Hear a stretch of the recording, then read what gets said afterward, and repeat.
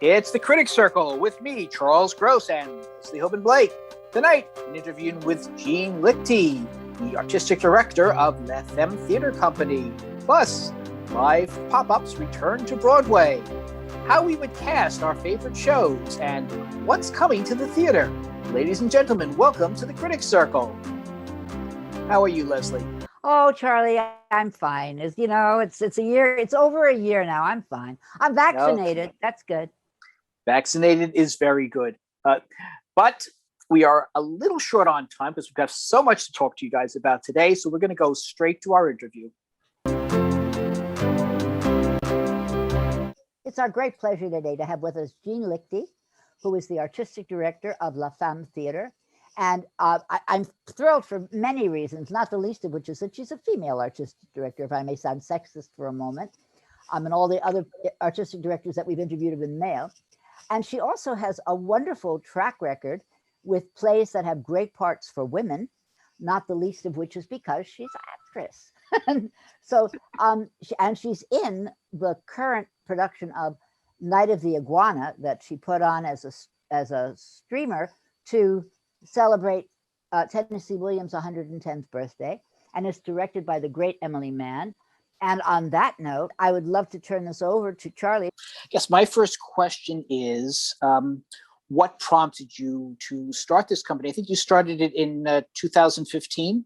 The idea came, I am a Barnard, a very proud Barnard alum, and I had been taking a course that the alumni office offers on women and memoirs. And my incredible professor and teacher, Lori Rustoff, she took us to see The Dinner Party, because we were also taking, she had a side course on female artists. And so we went to see Judy Chicago's The Dinner Party at Brooklyn Museum. And I remember walking into the dinner party, and it's like over 100 place settings of women who have accomplished something on our planet. And it was so moving to me that I said to Lori and my classmates, I want to start a theater company that highlights the female experience. And that's what I did.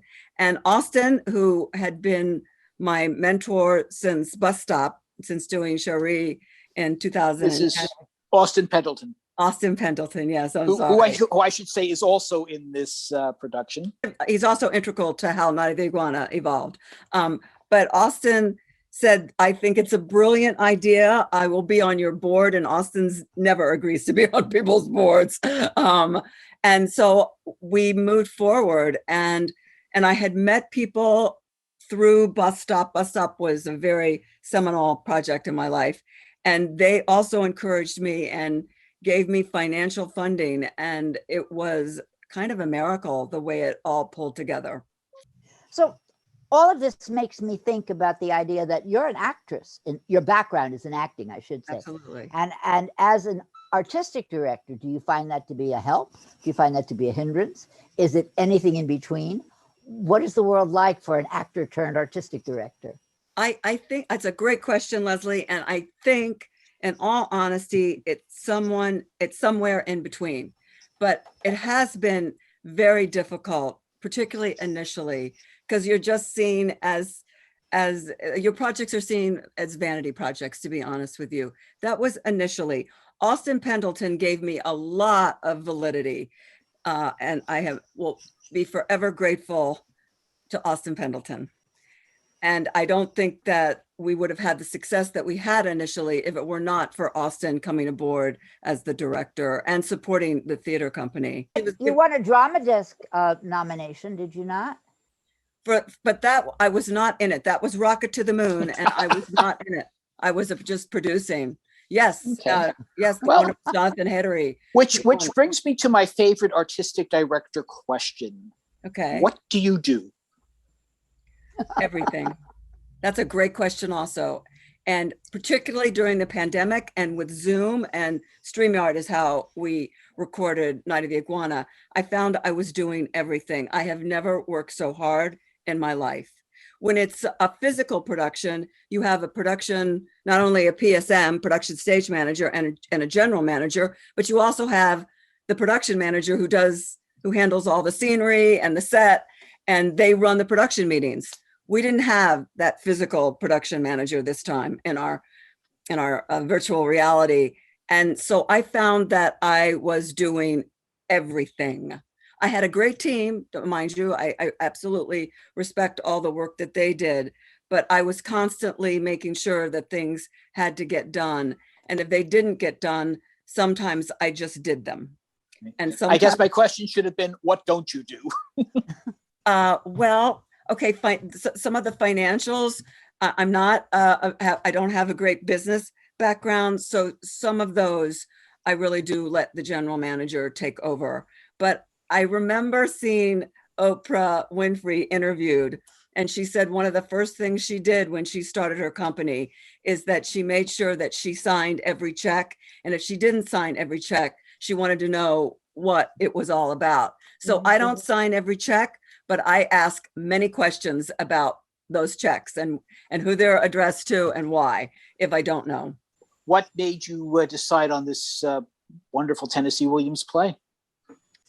Well, I would say in last April, a year ago, it became really clear to me that this pandemic was not ending in a month or so.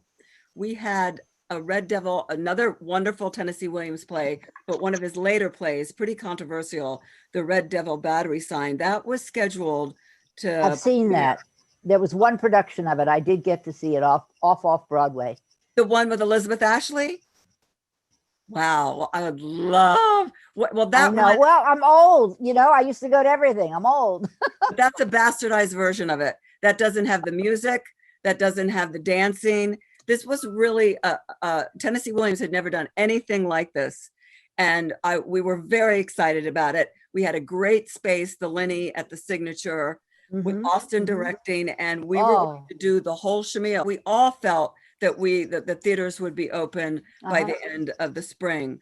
But as I was reading every New York Times article, every Washington Post article, every Atlantic article about this pandemic, and I don't have a deep science background, but I had enough knowledge to know that this sucker was going to be around for a long time and probably become endemic, meaning that it would be like the flu, that we'd have to deal with it every year. And maybe it wouldn't be mortal the way it is, unfortunately, for many people now. But so I thought, well, I can't be, and I couldn't see my mother in Florida because I felt that it wasn't safe. So I felt that the one thing I could do would be to stay in New York and do something that would bring people a tiny bit of solace and joy. So I called Austin Pendleton and I said, Austin, I've always wanted to do the Night of the Iguana. He knew that. He never wanted to direct it. And I said, but I know that you don't want to direct it. I don't want you to direct it. I want you to play Nano, because I've never been on stage with you and I want to be on stage with you. And he said, I would love to play Nano. That's wonderful. And I said, and my idea is, because we had reached out to Emily Mann, like 10 years ago, about directing or bringing Bus Stop to the McCarter. And she was so lovely about it. It didn't work out, but she was just so respectful of my company and my efforts. So I said, Austin, I want to reach out to Emily Mann. He said, I love Emily Mann. He said, do it. And so the very next day I did, and Emily got right back to me. And a couple of days before she and I had a scheduled Zoom session, I saw her and Dylan McDermott do an In Conversation at the McCarter. And Dylan McDermott had done 2 Tennessee Williams plays with her at the McCarter. And they discussed Tennessee for most of that hour. And they both had worked on Tennessee together, had a great affinity for not only one another, but Tennessee. I saw Dylan in this interview and I saw the chemistry he had with Emily. And I said he would make a magnificent Shannon. He did. He really did. It was quite stupendous. I think it was a perfect choice. By the way, I love the thing about the Red Devil, and I think as soon as this is over, or even on a rooftop, I think it would be fabulous on a rooftop. We're doing it at the Signature, and we're also looking to stage the Iguana, Night of the Iguana. So we've got 2 very amazing Tennessee Williams plays on our docket, and it's a bit overwhelming, but I think we'll figure it out. I think we have plenty to look forward to. We really appreciate your time, your talent, and Night of the Iguana. Well, Jean Lichty, thank you very much. We look forward to attending your shows when the theater reopens. But what if you want to see a live show now? Well, Broadway's had a couple of very nice pop-ups, right, Leslie? Well, yeah, actually, you know some of the people who were in this pop-up, Charlie. There was a Do pop-up I? in Times Square last week, and take a look. Hi there, can you hear me? Okay. I'm Leslie Hoban Blake. I'm a writer and critic. It's a survey. God wants to know if you want the Bible on your phone. I don't think so. I think it's out of date at this point. Times Square was a very dangerous place back then. Theaters were being knocked down. Nobody cared about Broadway, but I cared. And Times Square became my personal playground. We had a lot of fun participating in this Dramatists Guild presentation. Not only that, I mean, it forced me to write a brand new monologue, something I haven't done in years, and perform something I haven't done in a century. Right. I had actually planned to do something different when I signed up for the event, but then I just, on a dare, sort of started working on the Times Square one, and I figured, you know what? Times Square in Times Square, that's what you got to go with. Who would dare you, Charlie? A lady who shall only be known as the red-headed story mistress. But what if you actually want to go inside a theater? Well, 150 lucky audience members got to see a pop-up in the St. James Theater with none other than Savion Glover and Nathan Lane in a very short event directed by Jerry Zaks. Savion Glover, of course, danced, wonderful tap dance while singing a cappella show tunes, especially from a chorus line. Nathan Lane, in full Nathan Lane mode, good old reliable Nathan, did an original monologue written by Paul Rudnick about the greatest Broadway fan in the world sitting in his studio Manhattan apartment with his alphabetized playbill, who was paid a visit by none other than Hugh Jackman, singing from The Music Man, and Patti LuPone. Now, I wish I had gotten to see that. Oh, well, But- I'm telling you, we were not among the lucky few. You No. didn't do your reliable Nathan. You could have done that whole line from Guys and Dolls. You had your chance to sing on the show, Charlie. Well, there you go. Acapella. There you go. Maybe in the next show. We promised you a follow-up on the question of what would it take to get you back in the theater based on the submissions that we got from our audience members. And we got quite a few. Yes. The It consensus? seems, well, everybody wants to go back to the theater. And the people really just want to get back in, see a live show, be back on Broadway. But there is still a concern about the safety of it. Now, the city and state are allowing theaters to reopen at 33% capacity, but Broadway producers say we can't make any money until it's 75%. So the theater is coming back, as we see, in drips, drabs, and pop-ups, but they're not quite ready to reopen yet, although certain shows apparently are starting to sell tickets. So we'll see. Well, we were looking at the Times and found an article about the 75th anniversary of Follies. Now, there isn't a 75th anniversary yet. It's the 50th anniversary. But they decided to cast Follies in 25 years. Right. And they came up with some very interesting ideas, including... Yes, Beyonce and Bernadette Peters, who was actually in the last production of Follies, but they figure she'll look like she's 40 when she's 94. So Yes, it'll be all right. That's- Well, we And she decided to will. run with this idea, but we don't want to wait 25 years. So what are shows that we would like to see back on Broadway now, and who would we cast in them? I have a visual for mine. I'm going to start with Your Own Thing from 1968. It was Okay. a soft rock musical. It got fabulous reviews. Peter Felicia actually wrote a review of it, interestingly enough, in 1968. And it was a soft rock version of Twelfth Night. And it was beautifully done and very well cast, but with people that you've never heard of. But my cast would be Viola, played by the lovely Ashley Park from Mean Girls. I would like to see Ben Platt play her twin brother Sebastian, and I would love to see Ariana DeBois from the Donna Summer show play Olivia. And if you remember from the show Soft Power down at the Public, Sure. Conrad Rockamora would play Orson or Orsino. Right.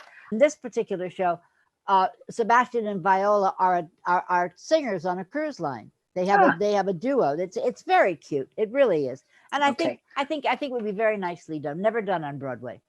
Okay. Well, I would love to see a revival of their Playing Our Song. It has not been revived since the original production, which starred Robert Klein and Lucy Arnaz. This was a show written by Neil Simon, based on the romantic life of the show's composer and lyricist, Marvin Hamlish and Carol Bayer Sager. Now, coming to mind initially were Jerry Seinfeld and Julia Louis-Dreyfus, who would be absolutely perfect in the roles, although they are a little long in the tooth for them. But I'd still love to see that. But I would too. Going for an age appropriate and a more out of the box cast, William Jackson Harper as who was Chidi in The Good Place, and country western singer Miley Cyrus. Whoa. Yeah. But that's interesting. I mean, that's really thinking outside the box, as you say. But I would love to see Kristen Bell get back together with with her with William Jackson Harper. Yeah, I think that would be a wonderful choice also. Well, the play that I want to see has had one revival back in 1984, and the lovely Patti LuPone was in that revival. Yes, Patti LuPone is going to be all over our show today. I did too, and Ron Moody played Fagin. But it hasn't been revived. And I would love to see a revival with the lovely Adrienne Warren from Tina as Nancy, and the equally lovely Raul Esparza as the evil Fagin. Yes, who takes all those little boys and makes them work for him. Yes, he makes them pick a pocket or two. Yes, he does. It's a lovely show. But you got to pick a pocket or two. That's the whole point. Yes. Well, and isn't that how a lot of us feel with Broadway ticket prices these days? Okay, moving on.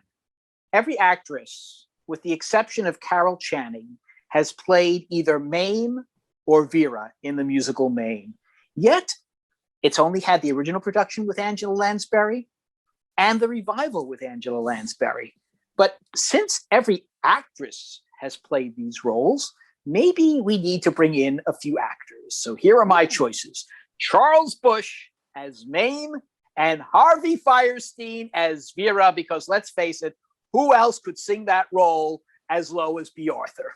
Well, I could, darling, because of course I went out on the road with that. But that's a wonderful idea. You know what? That would get me back in the theater, Charlie. That is a show I would turn out for. Me too. That would be my dream cast.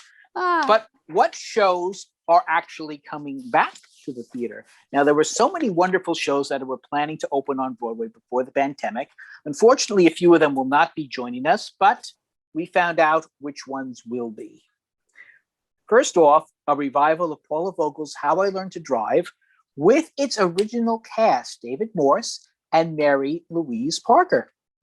And obviously they're a bit older now, but I think this is a memory play. So yeah, I can see it working. Absolutely. I can see it working. Absolutely. Yeah. And of course, for those of us who are not Nathan Lane and don't have Hugh Jackman coming into your studio apartment to perform The Music Man, you will be able to see it back on Broadway with Hugh Jackman in the title role, Sutton Foster as Marion the Librarian, and get this, Jefferson Mays, who was restricting himself to one role, the Mayor of River City, and Leslie, one of your favorites, Schumer Hemsley as Marcellus, Harold Hill's old pal. Oh, that great. Is something I'm looking forward to seeing. Absolutely.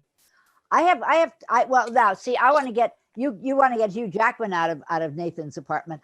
I want to get Patti LuPone out of Nathan's apartment so she can go back to the cast of Company, playing the Elaine Stritch role of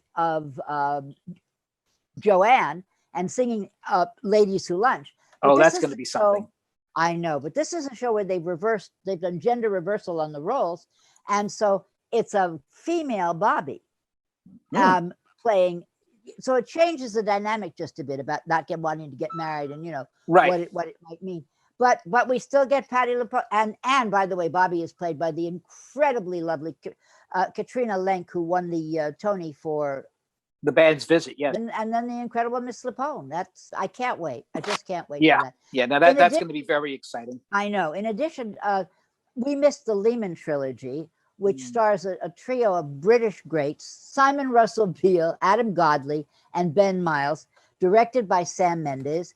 And it's about the founding of the Lehman Brothers banking firm. So, Yeah. Okay. Mrs. Doubtfire, a musical version of the hit Robin Williams movie starring Robert McClure in the title role. You may remember he played the title role in Chaplin.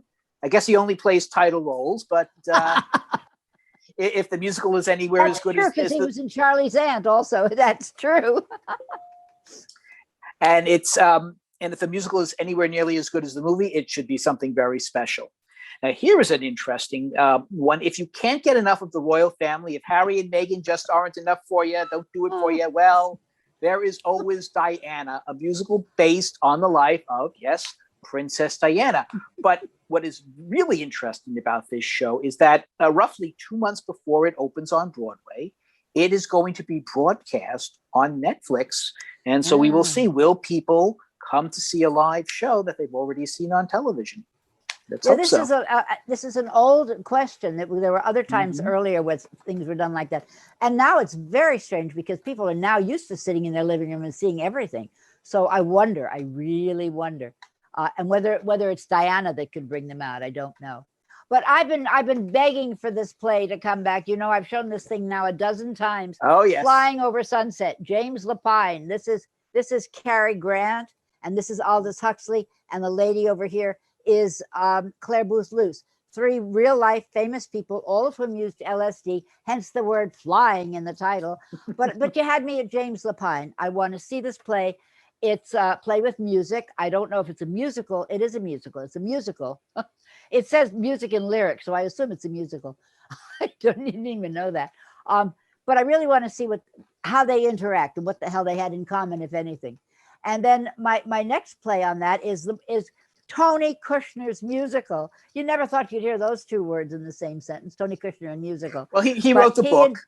He wrote the book, and Janine Tesori wrote the music for a play called Carol Interchange, based on his growing up as a little boy.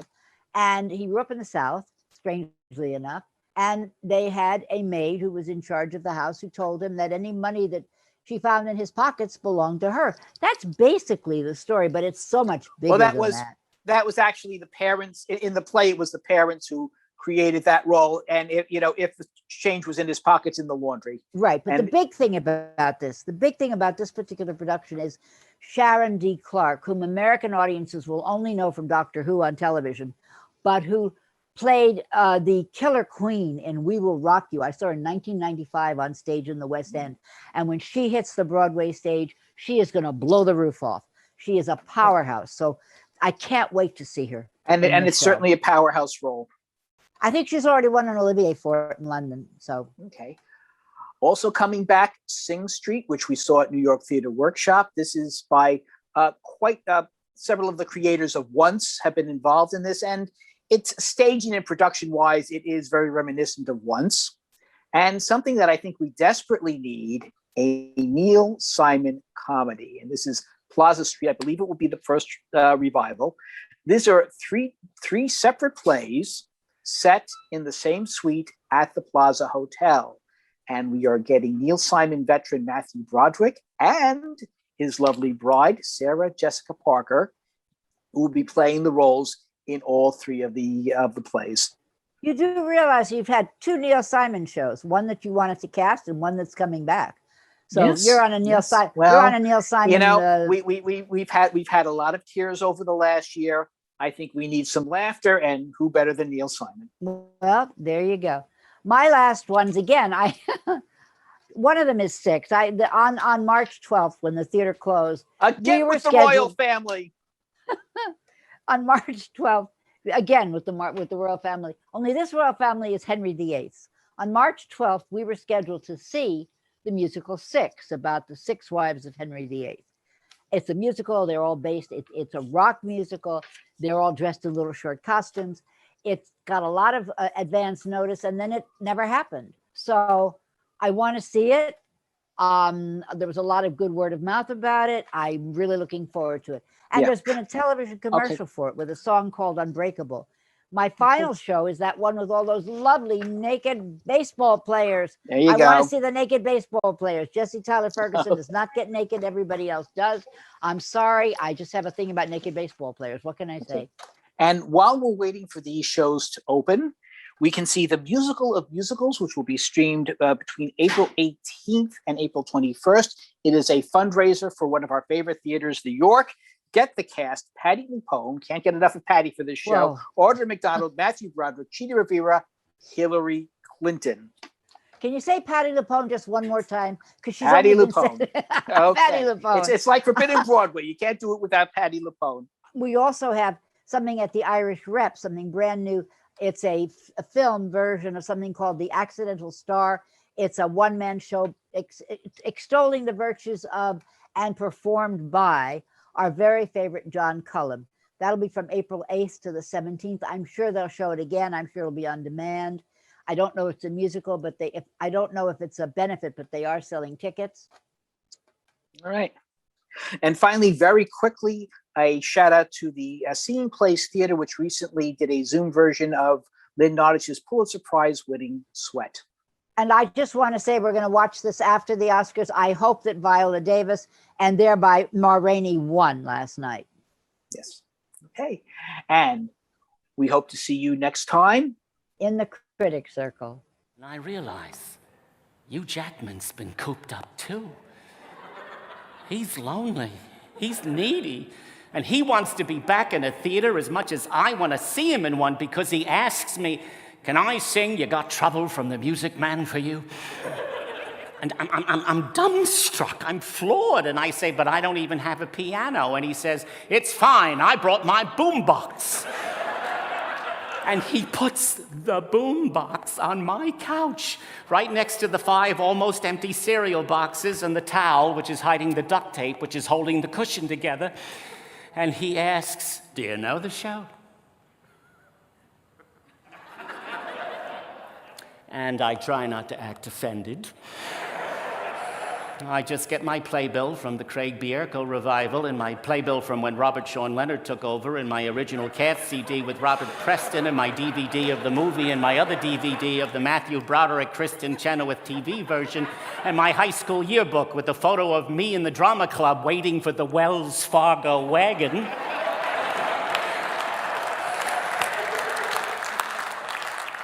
And Hugh says, "I get it." And he's smiling, but a little like, "Sure, but you haven't seen The Music Man with Hugh Jackman."